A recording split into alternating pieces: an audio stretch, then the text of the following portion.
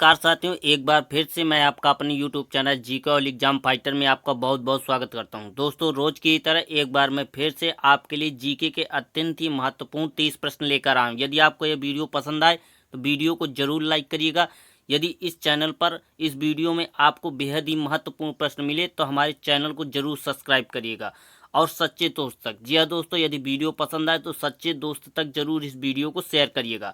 दोस्तों, मैं आपसे उम्मीद करता हूं कि आप रुक कर पूरा वीडियो देखते हुए तीसों के तीसों प्रश्नों के सही जवाब कमेंट बॉक्स में जरूर देंगे। तो चलिए दोस्तों, जल्दी से हम अपना पहला प्रश्न देख लेते हैं। हमारे इस वीडियो का पहला प्रश्न है कि मानव शरीर के किस भाग को रक्त बैंक या ब्लड बैंक कहते हैं। जी हाँ दोस्तों, बेहद ही इंपॉर्टेंट है। कई बार एग्जाम में ये प्रश्न पूछा गया है, लेकिन आपके लिए यह प्रश्न हम यूपी बोर्ड 10वीं के एग्जाम से 2013 के क्वेश्चन पेपर से लेकर आए हैं। बताइए यदि आपको इसका आंसर मालूम है कि मानव शरीर के किस भाग को रक्त बैंक या ब्लड बैंक कहते हैं। जी हाँ दोस्तों, चौथा ही द राइट आंसर, प्लीहा को हम रक्त बैंक या ब्लड बैंक के नाम से जानते हैं। चलिए दोस्तों, दूसरा क्वेश्चन देखते हैं। हमारा अगला और दूसरे नंबर का क्वेश्चन कई बार का एग्जाम का रिपीटेड क्वेश्चन है कि पंचायती राज्य विषय निम्न में से किस सूची में सम्मिलित है। जी हाँ दोस्तों, यह प्रश्न हम आपके लिए वीडियो के एग्जाम 2023 के क्वेश्चन पेपर से लेकर आए हैं कि पंचायती राज्य विषय निम्न में से किस विषय सूची में सम्मिलित है। बताइए किस सूची में सम्मिलित है पंचायती राज्य विषय। जी हाँ दोस्तों, दूसरा इज द राइट आंसर, राज्य सूची में। पंचायती राज्य विषय हमारा राज्य की सूची में सम्मिलित है। चलिए दोस्तों, तीसरा प्रश्न देखते हैं।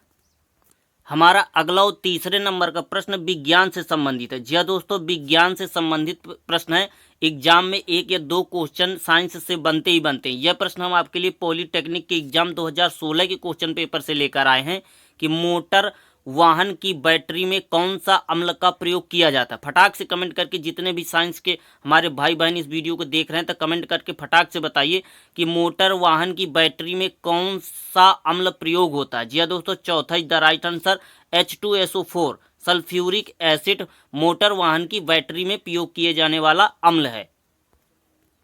हमारा अगला और चौथे नंबर का प्रश्न है कि राष्ट्रीय प्रौद्योगिकी दिवस कब मनाया जाता है। इंपॉर्टेंट क्वेश्चन है, एक या दो क्वेश्चन दिवस से बार बार पूछे जाते हैं। यह प्रश्न हमारा राजस्थान पुलिस 2006 के क्वेश्चन पेपर में पूछा गया था कि राष्ट्रीय प्रौद्योगिकी दिवस कब मनाया जाता है। जी हाँ दोस्तों, चौथा द राइट आंसर, 11 मई को राष्ट्रीय प्रौद्योगिकी दिवस के रूप में मनाया जाता है। अगला क्वेश्चन देखते हैं। हमारा अगला और पांचवें नंबर का प्रश्न है कि मौर्य वंश का अंतिम शासक कौन था। इंपॉर्टेंट है क्वेश्चन, सभी लोग फटाक से इसका आंसर बताएं कमेंट करके कि मौर्य वंश का अंतिम शासक कौन था। जी दोस्तों, पहला is the right answer, Maurya वंश का अंतिम शासक पहला इज द राइट आंसर। चलिए दोस्तों, दूसरा प्रश्न देखते हैं। चलिए दोस्तों, अगला और छठवें नंबर का प्रश्न देखते हैं। हमारा छठवें नंबर का प्रश्न है, बेहद ही इंपॉर्टेंट प्रश्न है। जी हाँ दोस्तों, छठवें नंबर का प्रश्न बेहद ही इंपॉर्टेंट है। आप सबसे पहले इस क्वेश्चन को नोट कर लीजिए।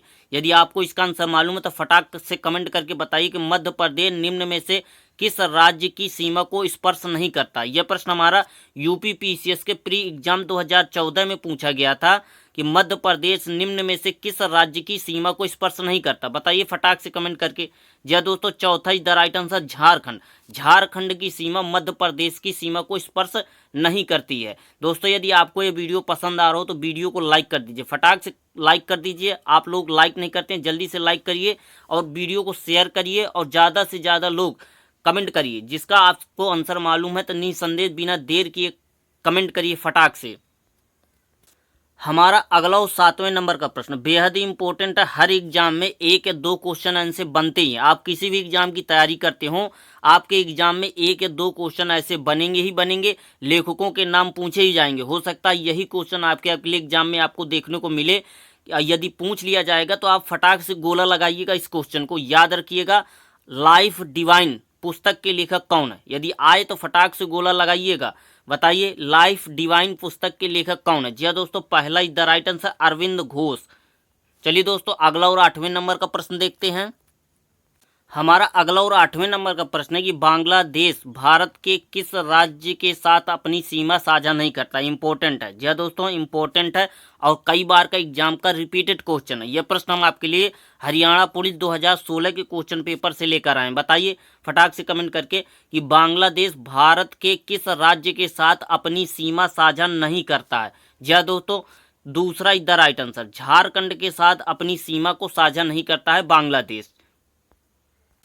हमारा अगला और 9वें नंबर का प्रश्न है कि हैजा के रोगाणु की खोज किस वैज्ञानिक ने की थी। इंपॉर्टेंट है, कई बार एग्जाम में रिपीट हुआ है ये क्वेश्चन। देखिए साइंस के स्टूडेंट जितने भी थे वह जवाब देना शुरू भी कर दिए कि हैजा के रोगाणु की खोज किस वैज्ञानिक ने की थी। बताइए। जी हाँ दोस्तों, रॉबर्ट कोच। दूसरा is the right answer, Robert Koch ने हैजा के रोगाणु की खोज करने वाले वैज्ञानिक थे। चलिए दोस्तों, अगला और 10वें नंबर का प्रश्न देखते हैं। हमारा अगला और 10वें नंबर का प्रश्न आज के वीडियो का सबसे ज़्यादा इम्पोर्टेंट क्वेश्चन है। 10वें नंबर का, भारत की प्रमुख वाणिज्य फसलें कौन सी हैं। यूपीएसआई, जी हाँ दोस्तों, उत्तर प्रदेश की एसआई परीक्षा में 2022 में पूछा गया क्वेश्चन है ये कि भारत की प्रमुख वाणिज्य फसलें कौन सी है। बताइए। जी हाँ दोस्तों, तीसरा इज द राइट आंसर, कपास, तिलहन, जूट और गन्ना भारत की प्रमुख वाणिज्य फसलें हैं। चलिए दोस्तों, अगला और 11वें नंबर का प्रश्न देखते हैं। नोट जरूर कर लीजिएगा इस क्वेश्चन को। हमारा अगला और 11वें नंबर का प्रश्न बेहद ही इंपॉर्टेंट है। एक और इम्पोर्टेंट क्वेश्चन, इसको भी नोट कर लीजिए। रफ कॉपी उठाइए और तुरंत इसको नोट करिए और बताइए यदि आपको इसका आंसर मालूम है कि उत्तर प्रदेश में उर्दू को द्वितीय राज्य भाषा घोषित किया गया था। कब घोषित किया गया था, यानी उत्तर प्रदेश में उर्दू को द्वितीय राज्य भाषा के रूप में कब घोषित किया गया था। बताइए। जी हाँ दोस्तों, कई बार एग्जाम में रिपीट भी हो चुका है। चौथा इज द राइट आंसर, 1989 में उर्दू को उत्तर प्रदेश की द्वितीय भाषा के रूप में घोषित किया जा चुका। चलिए दोस्तों, 12वें नंबर का प्रश्न देखते हैं। हमारा अगला और 12वें नंबर का प्रश्न बेहद ही इंपॉर्टेंट है। हाल ही में, जी हाँ दोस्तों, अभी इसी वर्ष यूपी पुलिस 2024, ये देखिए 2024 यानी हाल ही में पूछा गया प्रश्न यह परीक्षा में यूपी पुलिस की कि राष्ट्रीय पुलिस अकादमी कहाँ स्थित है। बताइए, फटाक से कमेंट करिए। हाल ही में ये क्वेश्चन पूछा भी जा चुका है यूपी पुलिस 2024 में कि राष्ट्रीय पुलिस अकादमी कहाँ स्थित है। जी हाँ दोस्तों, चौथा is the right answer, Hyderabad में स्थित है। चलिए दोस्तों, अगला क्वेश्चन देखते हैं। हमारा अगला और 13वें नंबर का प्रश्न बेहद ही इंपॉर्टेंट है। यह प्रश्न भी बेहद ही इंपॉर्टेंट, आप किसी भी स्टेट में रहते हो, एक या दो क्वेश्चन उत्तर प्रदेश से आपके एग्जाम में पूछे जाते होंगे बार बार, क्योंकि यह प्रश्न कई एग्जामों में पूछा गया है। 2022 में भी यह क्वेश्चन यूपी लेखपाल की परीक्षा में पूछा गया था कि उत्तर प्रदेश में कितने कृषि जलवायु क्षेत्र हैं। बेहद ही इंपॉर्टेंट है, नोट करने से नहीं मानिएगा इस क्वेश्चन को। और बताइए कि उत्तर प्रदेश में कितने कृषि जलवायु क्षेत्र पाए जाते हैं। पहला इज द राइट आंसर, 9 जलवायु क्षेत्र पाए जाते हैं। दोस्तों, यदि अब तक आपने वीडियो को लाइक नहीं किया तो वीडियो को लाइक जरूर कर दीजिए। यदि आपको प्रश्न पसंद आए तभी आप इस चैनल को जरूर सब्सक्राइब करिएगा। हमारा अगला और 14वें नंबर का प्रश्न है कि वह तत्व जो रक्त में नहीं पाया जाता। जी हाँ दोस्तों, नहीं पाया जाता पूछा गया है। बताइए कि वह तत्व कौन सा है। 4 प्रकार के तत्व दिए गए हैं, तांबा, मैग्नीशियम, लोहा और क्रोमियम। इनमें से कौन सा तत्व रक्त में नहीं पाया जाता। इसका आंसर जितने भी भाई हमारे वीडियो देख रहे हैं उनमें से सभी भाई बहनों को इस वीडियो का या इस प्रश्न का जवाब इस वीडियो के कमेंट बॉक्स में जरूर देना है। बताइए कि वह तत्व कौन है जो रक्त में नहीं पाया जाता। बताना है कौन सा तत्व है जो रक्त में नहीं पाया जाता। इसका आप लोग सभी लोग कमेंट करिएगा, हम आपके कमेंट का इंतजार करेंगे। हमारा अगला और 15वें नंबर का प्रश्न है कि अंतर्राष्ट्रीय महिला दिवस कब मनाया जाता है। जी हाँ दोस्तों, कई बार यह आपने भी पेपर दिए होंगे तो आपको भी पता मालूम होगा या यकीन होगा कि हर एग्जाम में 1 या 2 क्वेश्चन दिवस से बनते ही बनते हैं। हो सकता है यही क्वेश्चन आपके अगले एग्जाम में पूछ लिया जाए कि अंतर्राष्ट्रीय महिला दिवस कब मनाया जाता है। जी हाँ दोस्तों, तीसरा इज द राइट आंसर, 8 मार्च को अंतर्राष्ट्रीय महिला दिवस के रूप में मनाया जाता है। हमारा अगला और 16वें नंबर का प्रश्न है कि निम्न में से कौन सी भौतिक राशि अन्य राशियों से भिन्न है। 4 प्रकार की राशियां दी गई हैं, कार्य बल, गतिज ऊर्जा और स्थितिज ऊर्जा। आपको यह बताना है कि इनमें से कौन सी भौतिक राशि इन तीनों राशियों में से अलग है बिल्कुल। जी हाँ दोस्तों, दूसरा इज द राइट आंसर, बल। यह क्वेश्चन बहुत ही ज़्यादा बार बार पूछा जा रहा है, इसलिए आप इसको नोट जरूर कर लीजिएगा क्वेश्चन में। जी हाँ दोस्तों, नोट जरूर करिए रफ कॉपी में, बार बार इस क्वेश्चन को पूछा जा रहा है। इसका आंसर है बल। निम्नलिखित में से कौन सी भौतिक राशि है जो अन्य राशियों से भिन्न है, तो बल। हमारा अगला और 17वें नंबर का प्रश्न है कि थॉमस कप का संबंध किस खेल से। बेहद ही इंपॉर्टेंट है, कई बार एग्जाम का रिपीट क्वेश्चन है आपके लिए कि थॉमस कप का संबंध किस खेल से है। बताइए। जी हाँ दोस्तों, तीसरा is the right answer, Thomas cup का संबंध बैडमिंटन से। पूरा वीडियो देखिएगा, वीडियो को बीच में नहीं छोड़िएगा, क्योंकि अभी बहुत सारे ऐसे क्वेश्चन हैं जो आपकी एग्जाम की दृष्टि से बहुत ही इंपॉर्टेंट हैं। हमारा अगला और 18वें नंबर का प्रश्न है कि निम्नलिखित में से सांख्यिकी का जनक कहा जाता है। बताइए कि निम्नलिखित में से किसे सांख्यिकी का जनक कहा जाता है। यह क्वेश्चन हम आपके लिए यूपी स्टेट 2019 के क्वेश्चन पेपर से लेकर आए हैं। इंपॉर्टेंट क्वेश्चन है। बताइए कि सांख्यिकी का जनक किसे कहा जाता है। जी हाँ दोस्तों, पहला is the right answer R.A. Fisher को। चलिए दोस्तों, अगला और 19वें नंबर का प्रश्न देखते हैं। हमारा अगला और 19वें नंबर का प्रश्न है कि निम्नलिखित में से कौन बंगाल का अंतिम गवर्नर जनरल था। जी हाँ दोस्तों, अब बंगाल का अंतिम गवर्नर जनरल बताना है कि इनमें से कौन सा बंगाल का अंतिम गवर्नर जनरल था। इंपॉर्टेंट है, कई बार एग्जाम ये क्वेश्चन रिपीट हुआ है। बताइए, तीसरा is the right answer William Bentinck. William Bentinck Bengal का अंतिम गवर्नर जनरल था। यदि आपने अब तक वीडियो को लाइक नहीं किया तो लाइक जरूर कर दीजिएगा, चैनल को भी सब्सक्राइब कर लीजिएगा यदि पहली बार चैनल पर आए हों, क्योंकि हर दिन आपके लिए जीके के अत्यंत ही महत्वपूर्ण प्रश्न लेकर आते हैं, तो बिना रुकावट के आपको वीडियो समय पर उपलब्ध होगा। चलिए दोस्तों, अगला और 20वें नंबर का प्रश्न देखते हैं। हमारा आज का 20वां प्रश्न बेहद ही इंपॉर्टेंट है। सबसे पहले आप पेन कॉपी उठाइए और इस क्वेश्चन को नोट करिए। सबसे इंपॉर्टेंट है। यदि आपने इसका आंसर दे दिया है तो मानिए कि आपकी तैयारी में 4 चांद लग गए हैं, आपका सिलेक्शन होने ही वाला है। बताइए कि प्रसिद्ध क्रांतिकारी गीत सरफरोशी की तमन्ना अब हमारे दिल में है की रचना किसने की थी। यह प्रश्न हमारा दिल्ली पुलिस 2009 में पूछा गया प्रश्न है। कि एक बार फिर से आपके लिए रिपीट कर देता हूं कि सरफरोशी की तमन्ना अब हमारे दिल में है की रचना किसने की थी। जी दोस्तों, तीसरा is the right answer Bismil Azima वादी ने। बिस्मिल अजीमा वादी ने सरफरोशी की तमन्ना अब हमारे दिल में है इसकी रचना की थी। बेहद ही इंपॉर्टेंट है, सबसे ज्यादा इंपॉर्टेंट है, नोट जरूर करिएगा इस क्वेश्चन को।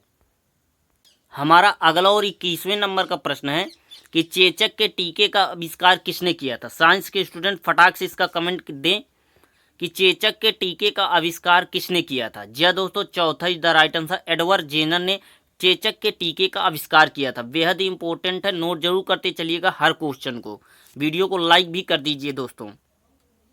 एक और बेहद ही इंपॉर्टेंट क्वेश्चन, संविधान से रिलेटेड क्वेश्चन है। हर एग्जाम में 1 या 2 क्वेश्चन हमारे संविधान से पूछे जाते हैं कि वित्तीय आपातकाल कितने समय अवधि के लिए लागू की जा सकती है। एमपी पुलिस 2017 के क्वेश्चन पेपर से हम आपके लिए यह प्रश्न लेकर आए हैं कि वित्तीय आपातकाल कितने समय अवधि के लिए लागू की जा सकती है। बताइए। जी दोस्तों, तीसरा इज द राइट आंसर, इसकी कोई समय अवधि निर्धारित नहीं है, चाहे जितने समय के लिए आप चाहें इसको लागू कर सकते हैं। चलिए दोस्तों, अगला 23वें नंबर का प्रश्न देखते हैं। हमारा अगला 23वें नंबर का प्रश्न है कि विश्व स्वास्थ्य संगठन का मुख्यालय कहाँ स्थित है। इंपॉर्टेंट है, कई बार एग्जाम का रिपीटेड क्वेश्चन है। ईमानदारी से बताइए आपको इसका आंसर मालूम कि नहीं मालूम। 100% सभी लोगों को मालूम होगा इसका जवाब।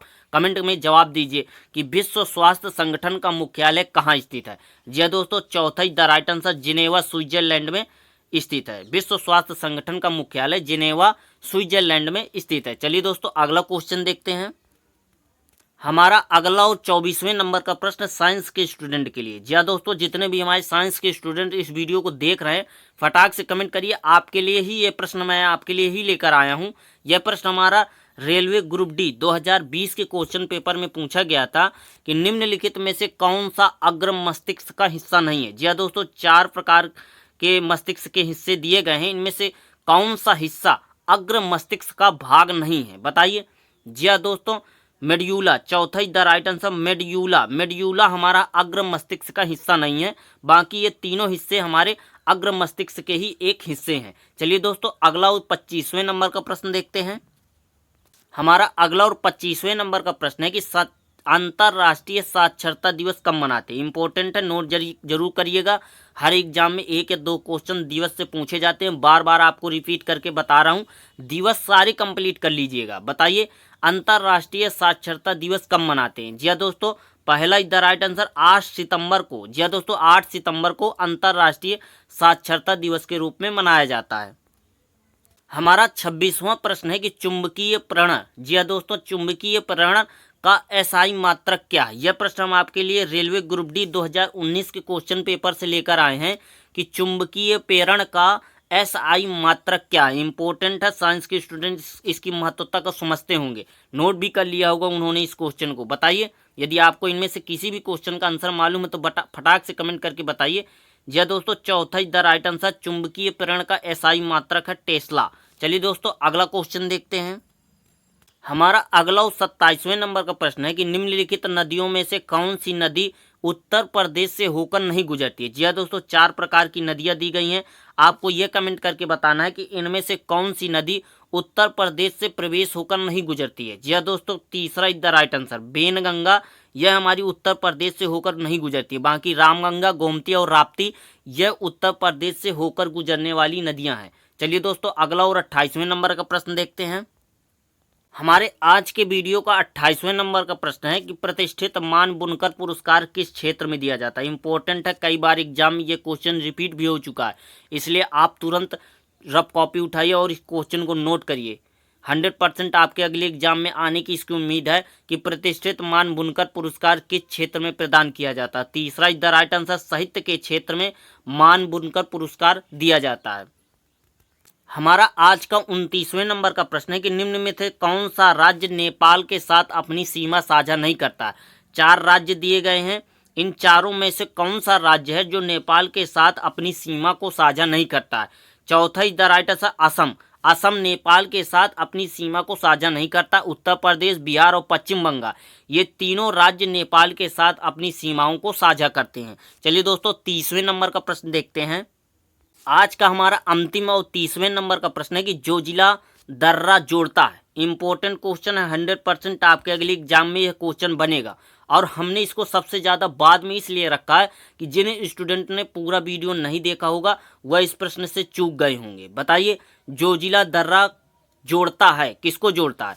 जी दोस्तों, पहला द राइट आंसर श्रीनगर और लेह को श्रीनगर और लेह को जोड़ता है। जो जिला दर्रा हमारा श्रीनगर और लेह को जोड़ता है, पहला द राइट आंसर। नमस्कार साथियों, यदि अब तक आपने वीडियो को लाइक नहीं किया तो लाइक कर दीजिए। यदि आपको ऐसे ही इंपॉर्टेंट क्वेश्चन चाहिए हमारे वीडियो के द्वारा तो चैनल को जरूर सब्सक्राइब करिएगा।